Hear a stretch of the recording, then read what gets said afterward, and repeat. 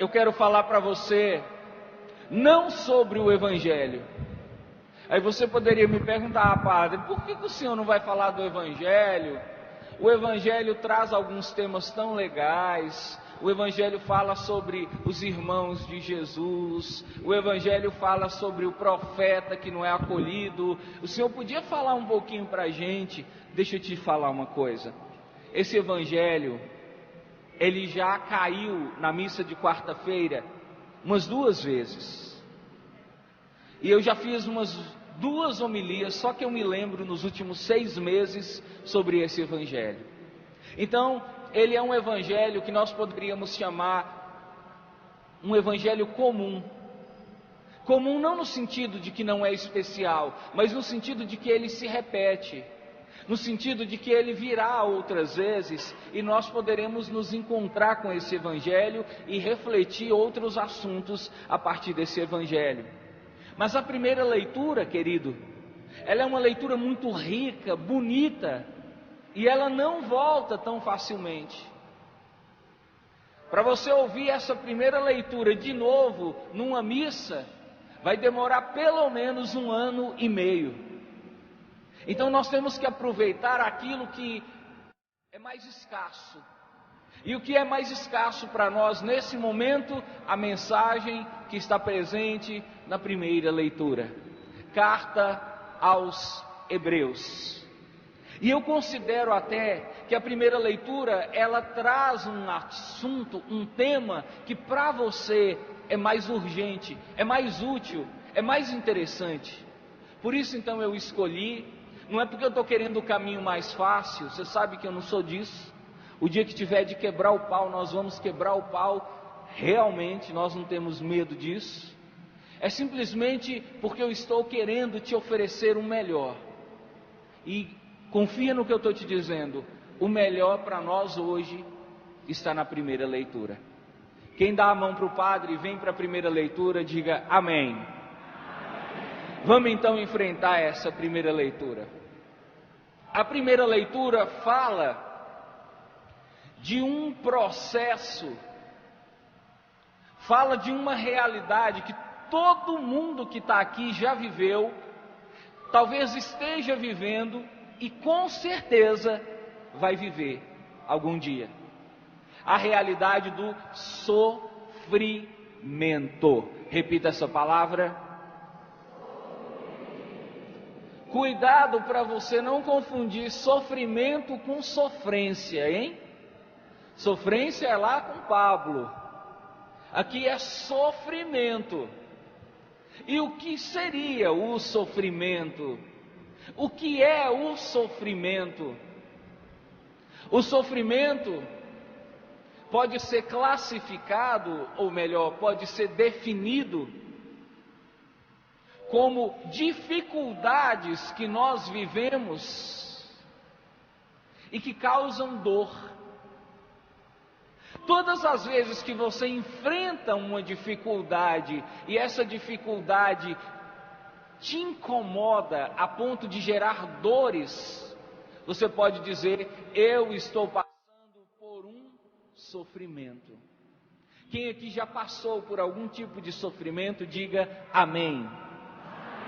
Quem aqui está passando nesse dia, hoje, por sofrimento, diga amém. Então você percebe que o sofrimento é uma realidade, o sofrimento, nós poderíamos dizer, é um hóspede, que mais cedo ou mais tarde visita a nossa casa. E o sofrimento não é como aquela visita que você convida. Tem gente que convida o sofrimento. Quando você, por exemplo, escolhe levar uma vida de drogado, você está convidando o sofrimento para morar na sua casa. Quando você decide, por exemplo, fazer amizade com quem não presta, você está convidando o sofrimento para fazer parte de sua vida. Quando você, por exemplo, decide se casar com um traste, quem aqui já decidiu se casar com um traste? Não fala. Tem gente que levantou a mão, feiura. Mas tem gente que escolhe cada tipo de homem para casar, que eu sinto vontade de bater na cabeça dessa pessoa e perguntar: tem alguém aí dentro? Como é que você escolhe uma pessoa para viver o resto dos seus dias ao seu lado? E essa pessoa não te trata bem, essa pessoa não te ama, essa pessoa não presta para você? Ah, padre, eu espero que ele vá mudar. Eu tenho fé que um dia ele vai mudar. Então, querida, abraça a cruz e beija o sofrimento. Tem pessoas que escolhem, que chamam o sofrimento, mas tem outras que não. Tem outras pessoas que não estão interessadas em sofrer, e mesmo assim são visitadas pelo sofrimento. Você quer um exemplo? Você vai fazer o seu exame de rotina, e de repente, a sua médica vira para você e fala: olha, deu uma pequena alteração aqui, eu gostaria de pedir que você fizesse uma biópsia. Onde, doutora? No seu seio. Por quê? Tem uma manchinha no seu seio, talvez não seja muita coisa, mas é bom fazer a biópsia. E você faz a biópsia e constata: você está com câncer. O câncer é um sofrimento, sim ou não? Sim. E no caso de um câncer de mama, foi um sofrimento que você escolheu, que você pediu, que você queria, sim ou não? Não.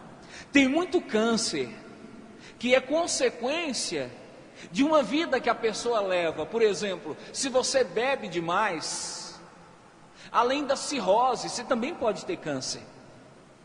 E se o câncer vier depois de um tempo, você não pode culpar a ninguém, e não pode chorar suas mágoas como se você fosse inocente. Você colaborou para que esse câncer viesse. Você passa o dia inteiro pitando cigarro, de repente descobre que está com câncer no pulmão, e aí você fica chateado, revoltado, espraguejando Deus e o mundo, mas o seu câncer foi resultado do cigarro que você fumou. Você passa a sua vida inteira guardando ódio, você passa a sua vida inteira guardando mágoa do seu pai, da sua mãe, da sua vizinha, do seu cunhado, da sua cunhada, da sua sogra, da sua nora, e de repente chega o resultado que você está com uma gastrite, que você está com uma úlcera, que você está com um tumor. Foi um sofrimento que no fundo, não é que você queria, mas você colaborou para que ele viesse. Então tem o sofrimento que nós colaboramos, e tem o sofrimento que nós não colaboramos. Todos eles podem vir para você. Quando o sofrimento bater na sua porta, que Padre Fábio de Mello me desculpe pelo plágio, mas quando o sofrimento bater na sua porta, Dona Maria, ó, escuta aí, que você abrir a porta, o sofrimento falar: cheguei, o que você vai fazer? Quando a dor visitar você, o que você vai fazer? Você vai xingar? Vai brigar? Vai encher a cara, como se diz, para afogar as mágoas? Vai culpar os outros? Vai culpar a Deus? Vai procurar terreiro de macumba para desmanchar o sofrimento? Vai mudar de religião? O que você vai fazer quando o sofrimento bater na sua porta, querido? O que você vai fazer quando a dor vier te visitar? Essas coisas que eu disse são as reações mais comuns de a maioria de nós: xingar, brigar, ficar revoltado, culpar os outros. Outros entram para dentro do quarto, começam a chorar, entram em crise de depressão. Mas eu queria perguntar para você, olhando com clareza, com maturidade, de uma maneira racional, essas coisas ajudam, sim ou não? Não ajuda.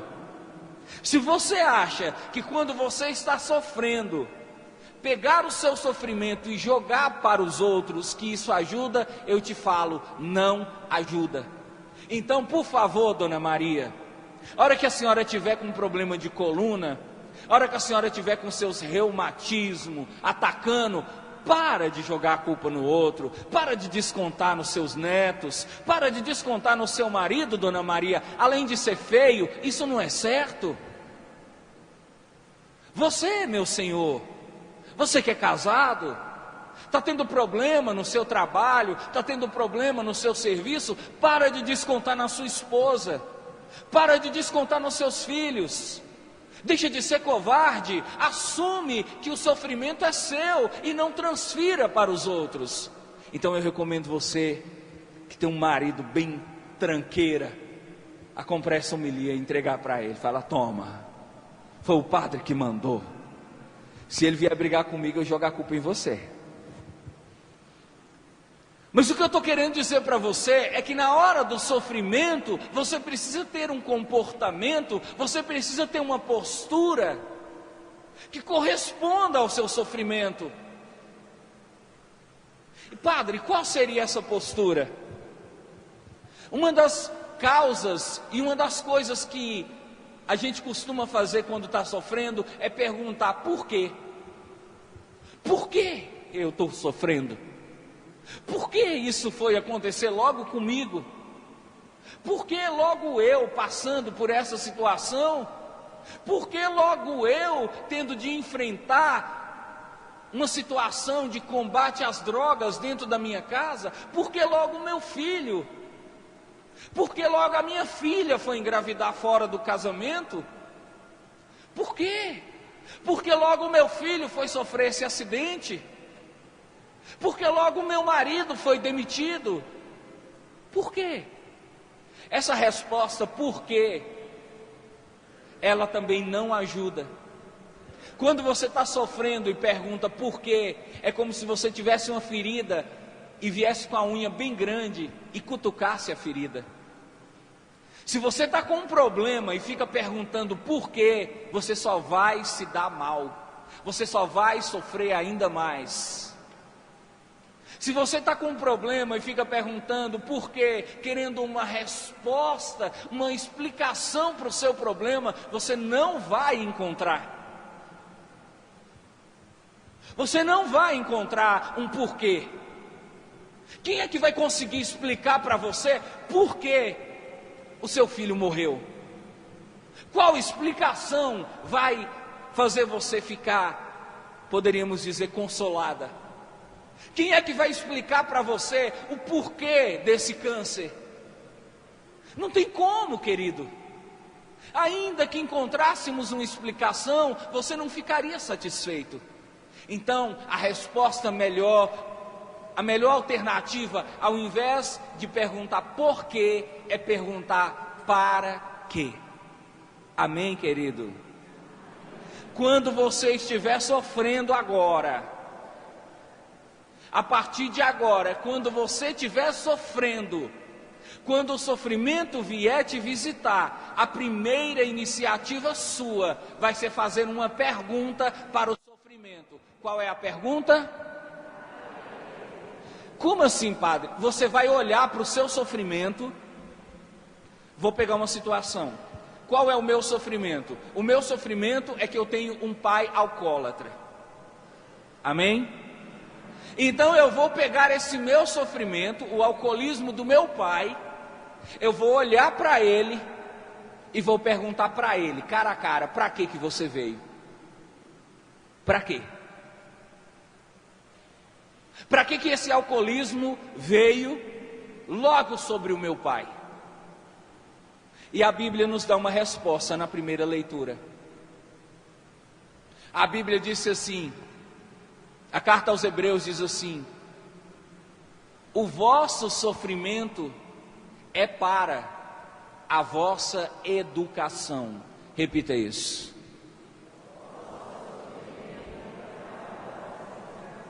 Então você sofre, conforme a Bíblia, com uma finalidade. A finalidade de ser educado. A finalidade de ser, como nós poderíamos dizer, instruído, de ser formado, ou se você quiser, de ser forjado pelo Senhor. Então aqui está para você a primeira, que nós poderíamos dizer, a primeira etapa para a superação do sofrimento. Entender para quê. Para que eu estou sofrendo? A Bíblia vem dizer a resposta: eu estou sofrendo para a minha educação. E eu poderia dizer mais para você. Deus te ama tanto que Ele jamais permitiria o seu sofrimento, se desse sofrimento Ele não pudesse retirar algo de melhor para você. E qual é a primeira coisa que Deus faz, que Deus quer quando você está sofrendo? Deus quer que você seja educado. Como assim, padre, ser educado? É que eu seja uma pessoa gentil? Não. É que eu mude o meu jeito de viver e de enxergar o mundo, que eu me corrija, que eu cresça, que eu melhore, que eu aprofunde as minhas raízes. Então veja, para uma pessoa que não tem Deus, o sofrimento representa uma infelicidade. Para quem tem Deus, para quem acredita em Deus, o sofrimento representa uma etapa de crescimento, uma forma de instrução, de educação. Na carta aos Hebreus, o autor nos pede que nós vejamos o sofrimento como uma correção do Senhor.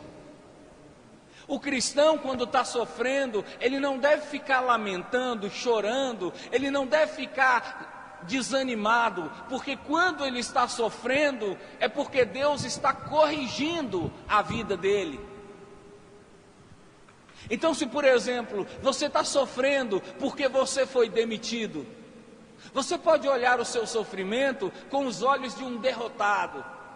Você pode olhar o seu sofrimento pensando assim: eu estou sofrendo, eu fui demitido porque eu não trabalhei bem, eu fui demitido porque eu não sou um bom funcionário, eu fui demitido porque eu não sou igual aos outros, os outros são melhores do que eu. Então veja, você está dando para o seu sofrimento uma visão negativa, uma visão pessimista, uma visão de derrota. E você não pode dar esse privilégio ao seu sofrimento. Você tem que olhar para o seu sofrimento com uma visão otimista, com uma visão positiva, com uma visão de vitória. E entender, quando eu estou sofrendo, é para que Deus esteja me corrigindo. O sofrimento, do ponto de vista cristão, é uma forma utilizada por Deus para nos corrigir dos erros, dos tropeços, das imperfeições que nós temos. A Bíblia chega a dizer, nessa mesma leitura, que todo mundo, quando está sofrendo, sente dor. E no momento da dor, o sofrimento se torna uma coisa repugnante. O sofrimento é como um chá de boldo, que amarga na boca. Quem aqui já tomou chá de boldo? Fala amém. Foi bom tomar chá de boldo, sim ou não? O sabor é bom? Você quer ver quando eu era pequeno, que eu comia burundanga, e minha avó falava: vai tomar chá de boldo, mas eu achava que ela era muito má. Eu pensava que a minha avó estava me dando um veneno, de tão ruim que era na minha boca o sabor daquele remédio. O sofrimento ele é como um chá de boldo. No início ele amarga. No início ele faz você sentir até náuseas. Mas depois ele faz bem. A Bíblia diz que o sofrimento no início produz dor. Mas se você olha para o sofrimento com uma visão cristã, com uma visão espiritual, de uma maneira positiva, esse sofrimento que te fazia mal, depois esse sofrimento te faz crescer, gera paz. Esse sofrimento amadurece você. E a Bíblia diz assim: você que está sofrendo não pode ficar desanimado. O sofrimento não pode trazer desânimo para você. Repete assim, compadre: sofrimento sim, desânimo não. Diga. Quando você estiver sofrendo, você estará sofrendo, mas você não pode desanimar. Você não pode desanimar, porque depois do seu sofrimento vai vir algo positivo, vai vir bênçãos para você. E por isso a Bíblia diz assim, ó: firmai as mãos enfraquecidas, fortalecei os joelhos que estão balançando. Eu vou pegar o texto para que você veja. Repete assim, compadre: firmai as mãos cansadas, mãos cansadas, os joelhos enfraquecidos, os joelhos enfraquecidos, acertai os passos dos vossos pés, acertai os passos dos vossos pés. Olha o que o autor da carta aos Hebreus está pedindo para você. Se a sua mão está enfraquecida, firme a sua mão. Se os seus pés, se os seus joelhos estão enfraquecidos, firme os seus joelhos. Se os seus passos estão desviados, que você possa acertar os seus passos. Firmai as mãos enfraquecidas, as mãos cansadas, fatigadas. Firmai os joelhos enfraquecidos. Uma das coisas que o sofrimento gera em você é fraqueza. Mas a Bíblia está dizendo para você, você tem que ficar firme. Nesse momento difícil que você está passando, você não pode entregar os pontos. Fique firme, não desanime, não desista agora. Aí você fala para mim: mas padre, como que eu vou ficar firme? Minhas forças já foram embora. Como que eu vou ficar firme? Nem para chorar eu tenho forças. Eu não tenho voz nem para gritar. Sabe por que a Bíblia pede para você ficar firme? Porque a sua força, a sua fortaleza não está no seu corpo, está em Deus, está no Espírito Santo de Deus. Se você clamar o Espírito Santo de Deus a cada dia, por mais que você esteja sofrendo, você vai enfrentar com força, você vai enfrentar com fortaleza, você vai enfrentar com cabeça erguida o seu sofrimento.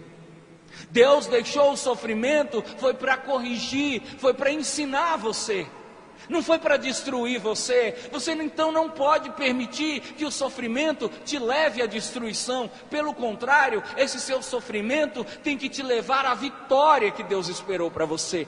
E quando a fraqueza vier, quando a sua mão começar a cansar, quando os seus joelhos começarem a enfraquecer, quando o seu corpo começar a se definhar, você diga: vem Espírito Santo de Deus, vem em socorro da minha fraqueza.